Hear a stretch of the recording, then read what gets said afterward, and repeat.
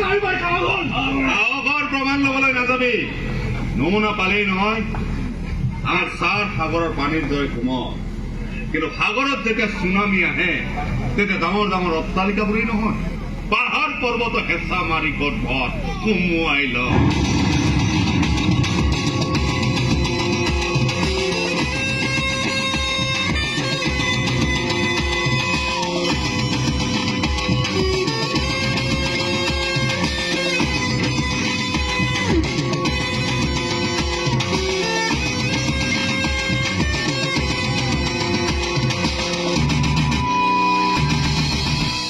মানুহে মোক বিজনেছমেন বুলি কয়। গছ পুলি ৰোৱাটো কেৱল মোৰ হবিয়ে নহয়, মোৰ দায়িত্ব বুলি মই ভাবোঁ। অকল মোৰে নহয়,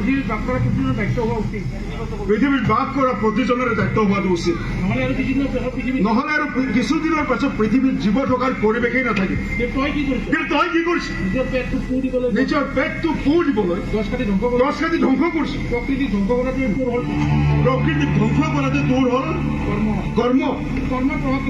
তোৰ কৰ্মৰ প্ৰভাৱ কেৱল এই গছজোপাৰে পৰা নাই, প্ৰকৃতিৰ ওপৰত পৰিছে, মানৱ জাতিৰ লগতে প্ৰতিটো জীৱৰ ওপৰত পৰিছে। যি কামেই নকৰো কিয় তাৰ প্ৰভাৱ সৃজনশীল লাভদায়ক আৰু সুখদায়ক হোৱা আছে।